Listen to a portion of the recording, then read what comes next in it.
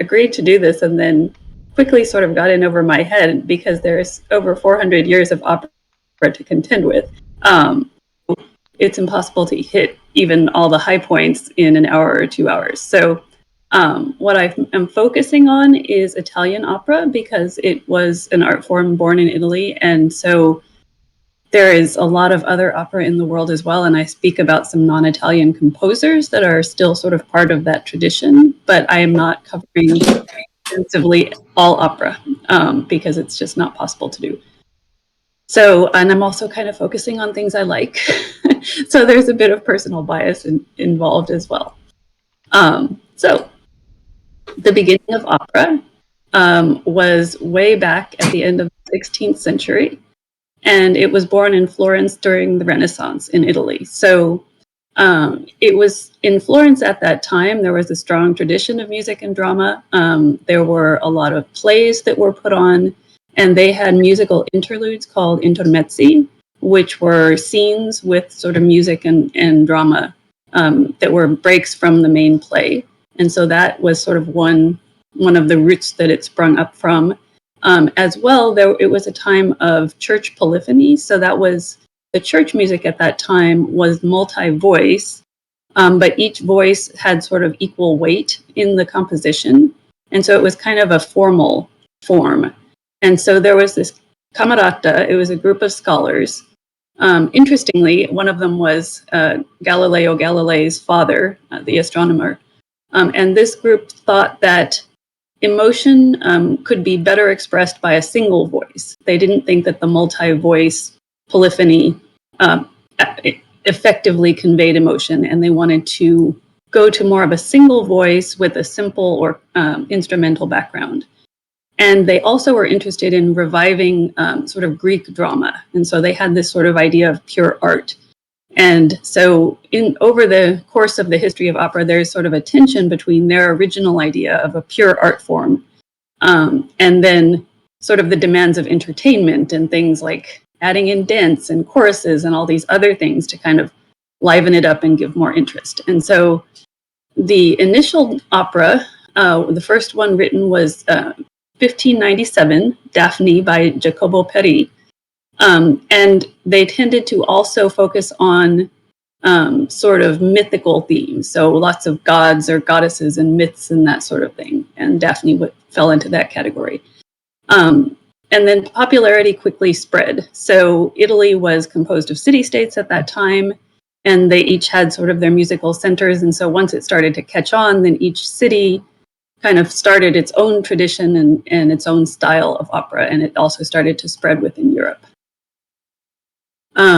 So yes, often based on mythology, small groups of instrumentalists, so the instrumentation was fairly simple, instruments like lute and harpsichord, and also fairly simple vocal lines. So I'll play a piece by Monteverdi, who was one of the first opera composers and wrote many operas over like 30-something years. And so, I will say one more thing. I have a lot of pieces to play, but I want to strike a balance between letting you really hear it and also not having them be overly extended. So please feel free to give me feedback in terms of if you would rather hear shorter snippets or if you want to hear the whole songs. I'm going to try to play maybe entire songs that are short or just pieces of songs that are longer so that it's not taking up all of the time. So.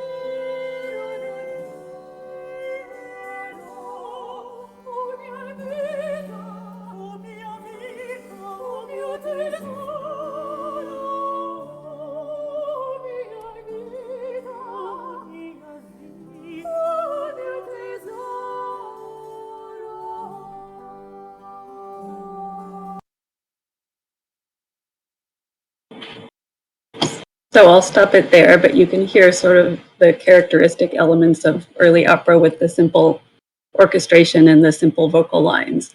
And then the next piece I'll play is by Vivaldi, so a little bit later, and you can see that the vocal line has a little bit more complexity and there's a little bit more going on with regards to the orchestration.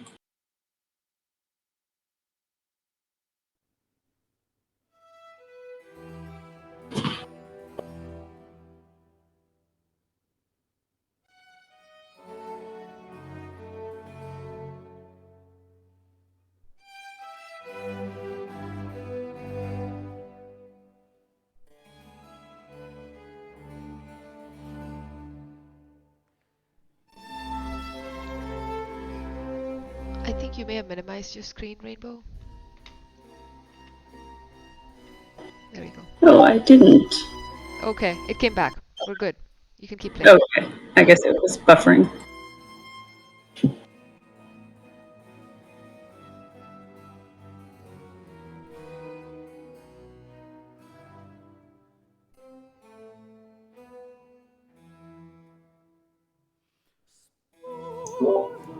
Now I can hear.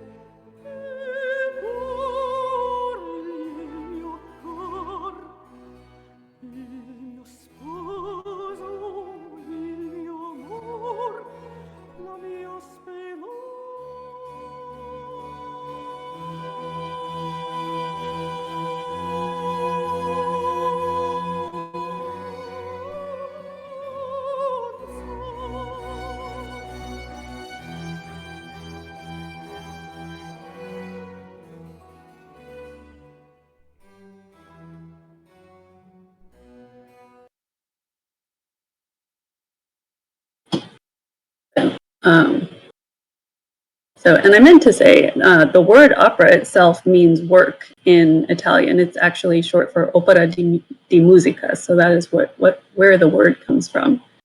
And so the structure of the opera at that time, there was the idea of recitative, which is basically what would usually be a spoken line, but sung. So it's meant to be more of a way of, as distinct from plays where you speak the words, it is sort of a more natural way of conveying the spoken rhythms, but through singing. And then arias are more of the songs. So typically there will be the recitative, which is more speech-like, and then there are the songs within that are the arias, and those are more like distinct songs. And so the vocal parts that were involved, there's the female and male kind of voice categories. For women, the parts are soprano, mezzo-soprano, or contralto, a soprano being the highest and contralto being the lowest. And then for men, there is countertenor, which is what we just heard. The piece we just heard is it's a high male range. And then there's tenor, which is in modern opera, the highest range that you typically hear, baritone, and bass, which is the lowest male voice. This is one thing that I have to mention, but I think is really quite awful, is the role of castrati at that point in time. There were male singers in the Baroque era that were actually castrated prior to puberty to retain their upper register so that they would not have their voice change. And so they were some of the stars of opera at that point in time. And it was the age of the superstar singer, so roles were often written for particular singers, and they were very famous and commanded big audiences and were kind of the rock stars of the day. And then the next sort of notable composer was George Frederick Handel, who completely dominated the London musical scene. Like basically, he was the composer in London for quite a period of time, and he wrote many operas. I have not the link in here. I've lost the link. Let me find it. But I'll say while I'm finding it that he wrote many operas and found that over time the lavish productions were quite expensive. And the London audiences were less convinced of the operatic form. So eventually he went to instead writing oratorios like the Messiah that we've talked about previously, which were not dramatically staged and so did not require all of the costumes and all of the expense that went into producing an aria, in producing an opera. So he wound up kind of switching to that later on, but he wrote many operas before that point. And so I'm going to play a selection from one of his. And he really sort of moved the style forward quite a bit with his, he was a musical genius and innovated quite a bit in terms of the style of both the voice and the orchestra. Let me know if you're able to hear this. Yeah, I can hear it. Can y'all hear it? Yeah.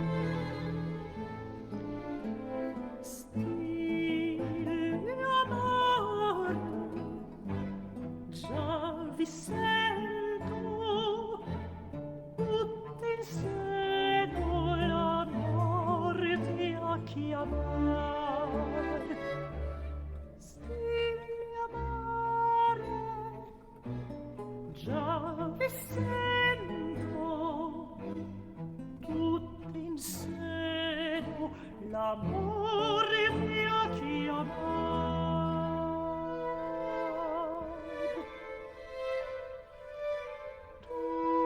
Tutto insieme l'amore ti ha chiamato.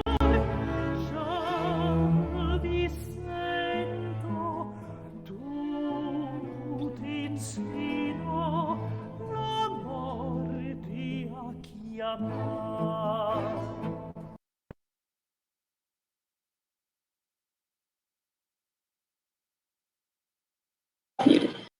So that gives you kind of an idea of it. And some of the musical parts, this is the translation, are the vocal parts are becoming more ornate, but still sort of aimed at conveying a particular emotion.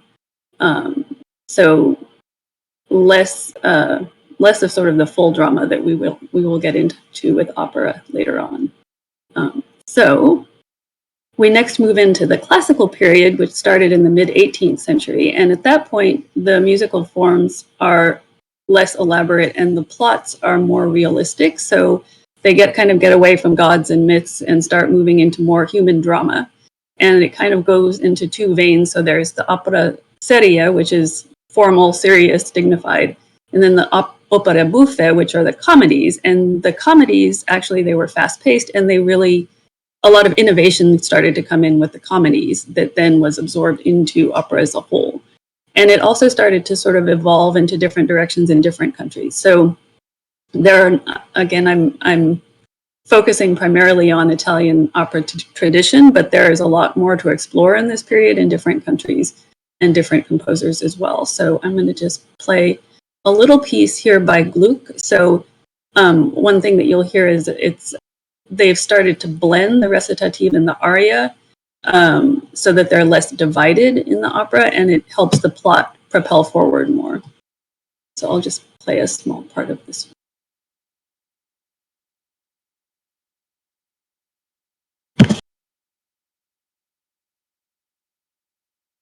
And this is by Marilyn Felto.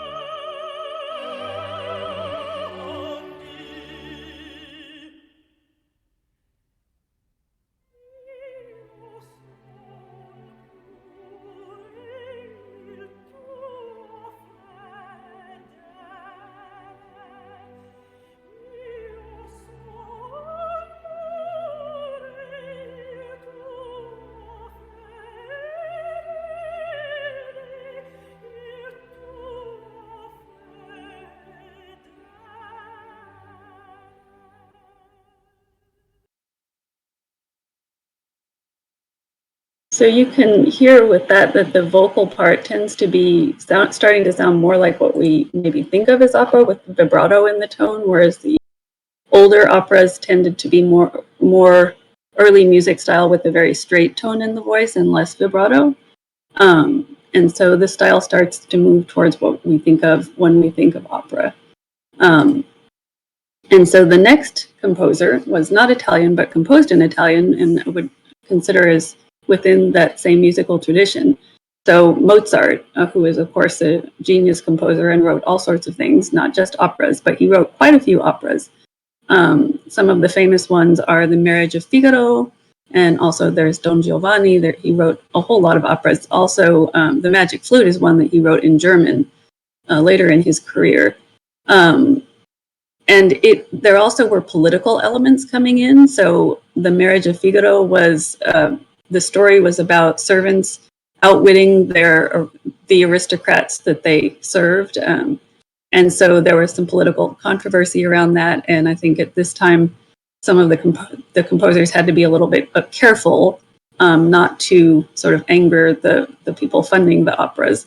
So sometimes they would have to tone down the political content, but it was well received, and he continued to write many other operas. I'm going to play here. I'm probably going to play the whole thing because I think it's an interesting scene if you've ever seen the movie The Shawshank Redemption. So this is an aria I neglected to write, but I believe it's from The Marriage of Figaro.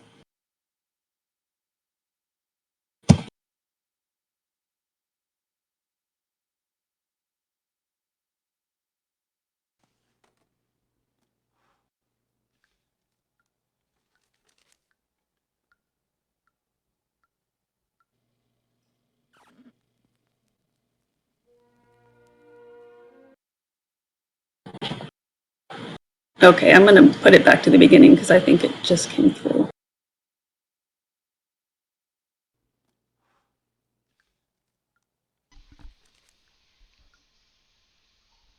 Just to prelude this, if you haven't seen the movie, this is a scene in a prison. So this is one of the inmates in the prison is putting on this record.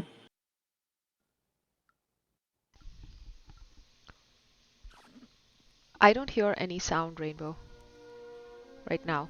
Is there supposed to be? It's Oh, just it's coming. starting. It's coming. Okay, got it. Okay. Andy, do you hear that?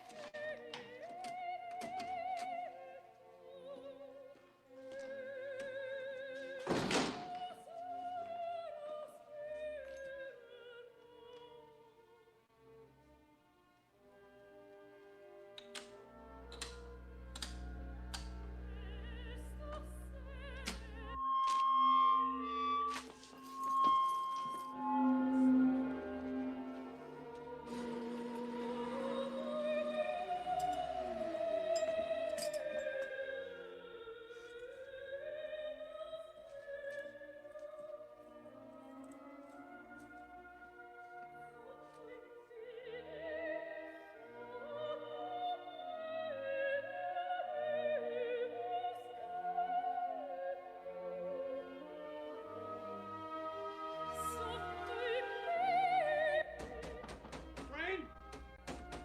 Rain? Andy, let me out.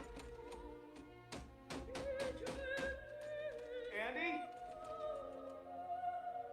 Andy? I have no idea to this day what those two Italian ladies were singing about.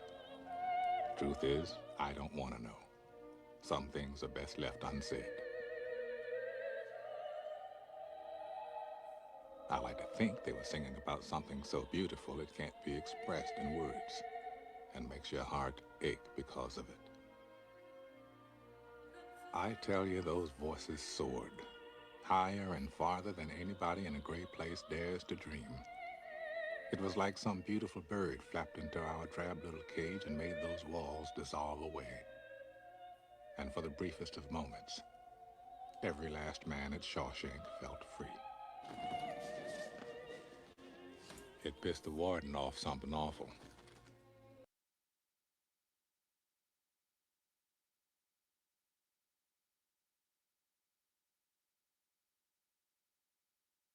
That is one example of Mozart, and then I'm going to play one more that's in a very different style, and this is from his opera in German, The Magic Flute.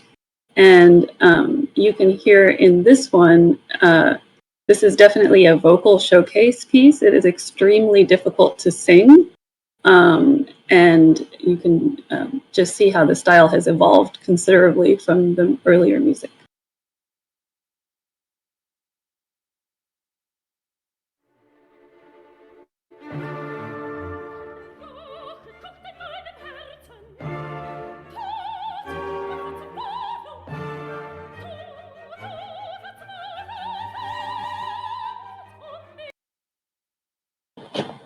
Oh, there it is. Let me start that over.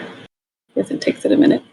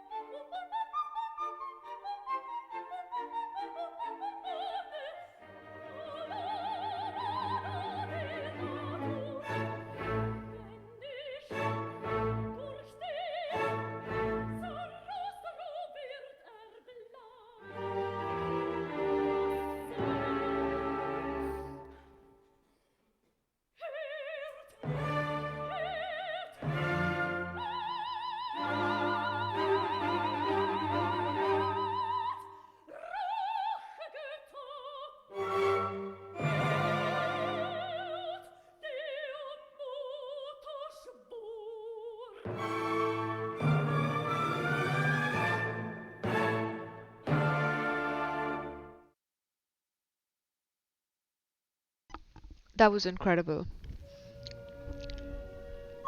Oh, amazing, amazing. Mm.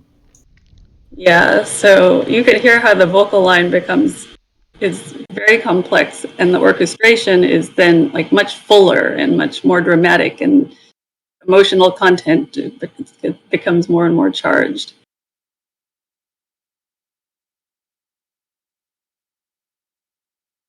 So I'm not playing every piece that I have noted here just because we might be here for days. But I thought I could share the presentation after, and so if anybody wants to watch in more at greater length or see some of the things I'm skipping over, like for example, Dalla Sua Pace is a very like peaceful, tranquil. So kind of polar opposite from the one that we just heard, which I think is also a beautiful aria.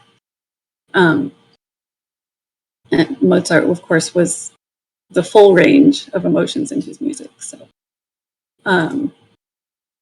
So during this period of after the classical period, the Romantic period, grand opera was staged, so it was extremely popular. And one thing that I wanted to note about opera all through this time, and up until I think probably early to mid 20th century, opera was an art form for everybody. So it started, in Florence, and soon after that, there were public opera houses that were constructed, and so everybody saw operas. It was not seen as an upper class or exclusionary thing. I think, these days people think of it as like rich people go to the opera, but it was not that way at all. Through most of this time frame, everybody went to the opera. So it was seen very differently.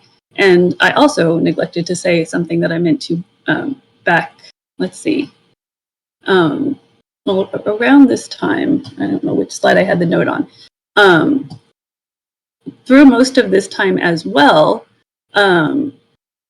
it was, people were going to the opera to see operas that were being written. So people were seeing new operas, and typically the composer would be in attendance at these operas. So they were not going to see previously written operas. They were going to see whatever the newest thing was. And so it was not until later, and there was apparently Felix Mendelssohn, the composer, had a presentation of some of Bach's music. And at that time, that was the first time that there was really an effort to present earlier music and to treat it as still being worthy of being played. And whereas previously older music was thought of something to be studied. And so there was a shift so that instead of seeing only new music and only new music being performed, suddenly there was also this looking back at previously written music and rediscovering previously written music.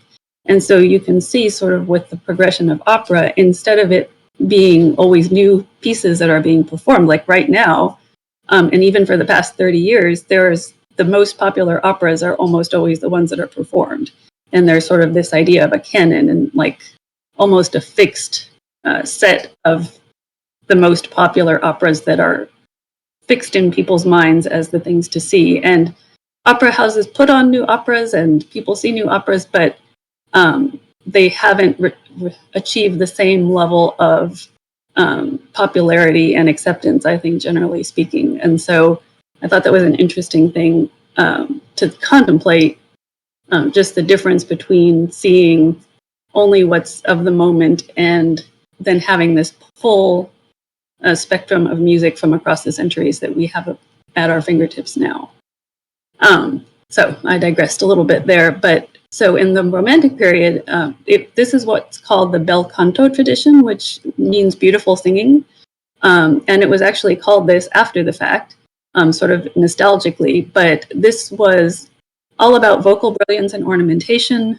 It was a simpler harmonic structure, and there was a form of the aria cabaletta, so there would be a slower introduction or a slower first part of the aria and then a faster second part that really allowed the singer to show off their skills, and then sometimes with an additional coda, which was again allowed the singer to show off their skills and perhaps,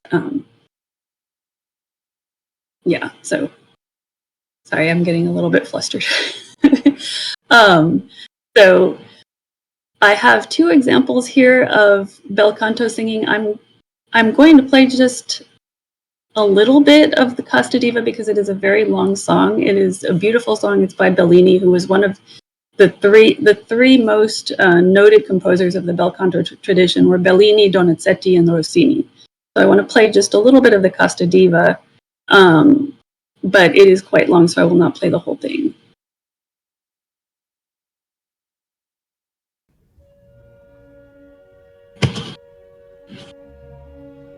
And it's sung by Maria Callas, who is a very famous mezzo-soprano. I realized later on that she doesn't always have the most perfect vocal technique, but boy, does she bring the emotion.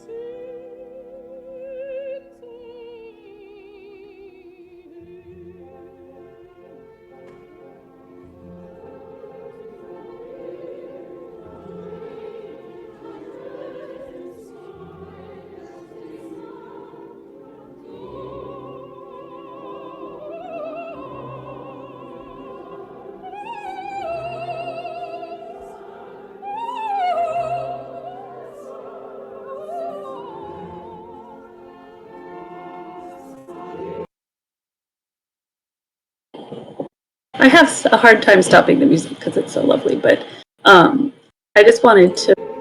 Whoops. Hold on. I just wanted to point out that the lyricism of the vocal line, it's a very legato vocal line, so very smooth and connected through the singing, and again, a lot of reliance on really outstanding vocal control on the part of the singer. And so I'm going to play another bel canto song. This one is a very different mood. This one is from Donizetti's La Fille du Régiment. It's written in French, and this one has lots of energy. It's a comic opera, so it's a very different mood from the one we just heard. Oh, and while it's loading, this is also one that requires I believe it's 8 high Cs from the tenor, and I think sometimes a ninth is added as well traditionally, so it's, again, extremely vocally demanding.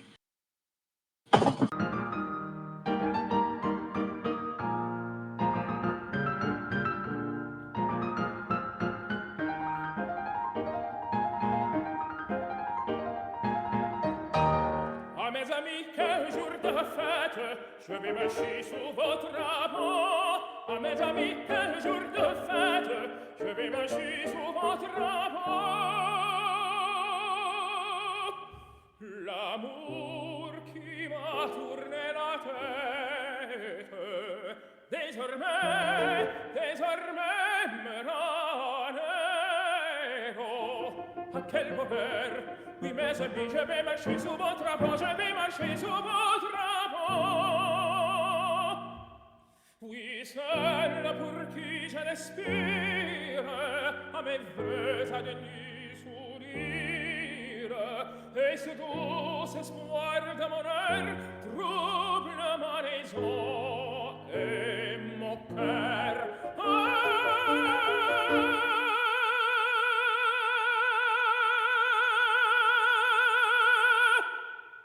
À mes amis, quel jour de fête, je vais marcher sous votre drapeau. À mes amis, quel jour de fête, je vais marcher sous votre drapeau. Je vais marcher sous votre drapeau. Je vais marcher. À mes amis, je vais marcher sous votre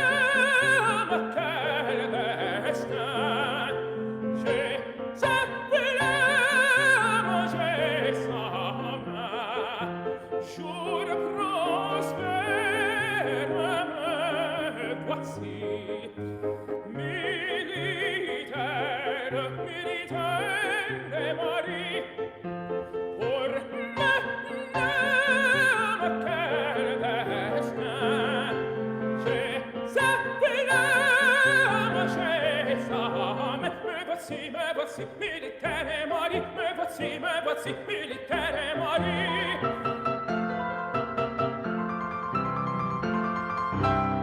Militaire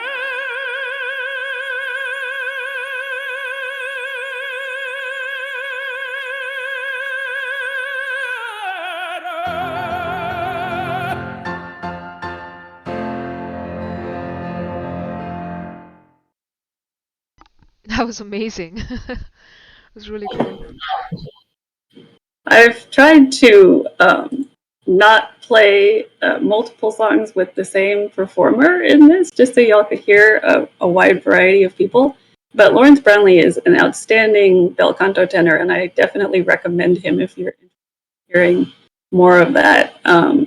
He's also wonderful with Rossini, who I'm going to talk about next. Very tempted to play some of his Rossini as well. And so, speaking of Rossini, he was the third of the famous bel canto composers, and he was amazingly prolific. He started music at a young age and composed 39 operas before he decided to retire at the age of 37. So we should all be so lucky. And he wrote no operas after that, although he did write a few other musical pieces later in his life, but he really did retire at the age of 37 and just enjoyed sort of resting on his laurels at that point. And so he combined Italian lyricism with French spectacle of grand opera. And he is kind of, when you think of a stereotype of opera, if you have heard in commercials or anything else, the Figaro, Figaro, Figaro, Figaro, that is him. You have probably heard a lot of his music in various places because pieces of it are picked up for all sorts of things. So I'm going to just play a little bit of a couple of these. I think I will go with the Una voce poco fa. There's so much to choose from. Sometimes it's hard, but I think this is a wonderful piece. Again, a vocal showcase. And this is sung by Joyce Di Donato, who's a mezzo-soprano.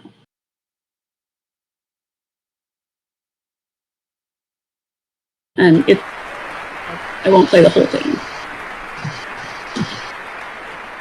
Well, I was in Geneva, Switzerland, singing in Ariodante. And it was about 4:30 away that I can be on a plane in time and do something like this. Every once in a while in the world we get an emergency call because the show must go on. Una voce poco qui nel cor mi risuonò, il mio cor ferito è già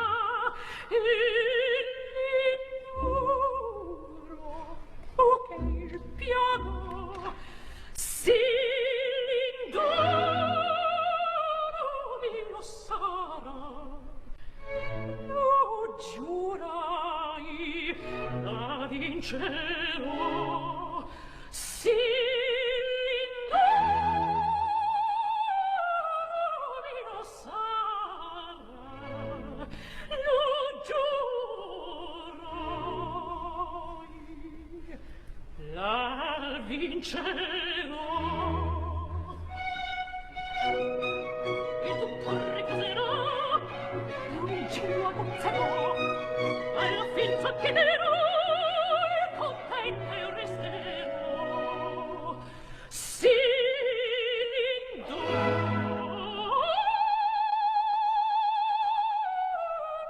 mio sarà, lo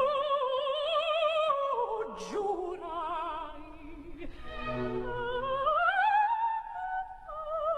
la vincerò, si l'indoro mio sarà, lo giurai,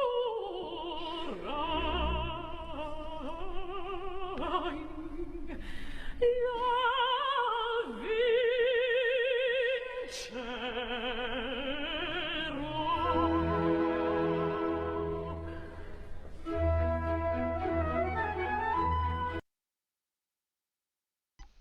Every single one of these is amazing. You have a fantastic selection in there. Thank you. I was going to say one of the characteristics of Rossini's music, the vocal line is very embellished, and there's also the opportunity for the singer to additionally improvise and add embellishments of their own. So you can tell sometimes the singers can get really into it and can just, really add their own style and their own to the music as they sing. So So yeah, I'm going to play a little bit also just for fun of, or maybe the whole thing because it's not that long, the William Tell Overture, or I think the selection from it is not that long, just because you've probably heard this and not realized it was Rossini, so I thought it might be fun to listen to. And one other thing I wanted to mention about Rossini is he wrote both serious and comic operas, but he really had an affinity for the comic, and so The Barber of Seville is one of his famous comic operas. I also definitely recommend La Cenerentola, which is a telling of the Cinderella story, and I had a song here from it as well. It's outstanding music all the way through, so I highly recommend that if you're interested. But here's a bit from the William Tell Overture.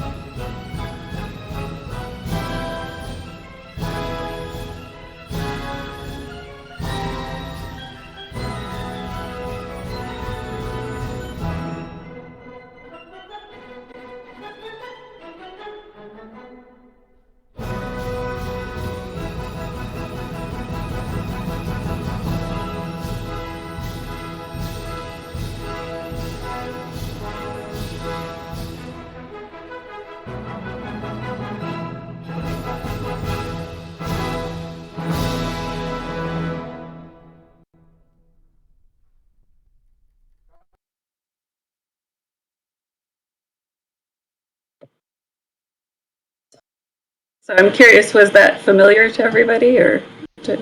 Definitely to me. I sing this tune all the time and I didn't know Yes. what it was. One of the things about Rossini is when as you know more of his music, you start hearing it everywhere. Because there are so many pieces from it that have been taken for TV shows, commercials, movies, all cartoons, all sorts of things. It's all over the place. So it is 10 o'clock. Should I stop here and finish next week? That would probably Or make do you sense. have, Yeah. like, Unless you have like comments a or little questions? piece. Yeah, let's do comments and questions now. I'm going to stop recording here so that, we can just continue with questions on the fly. Oh, it is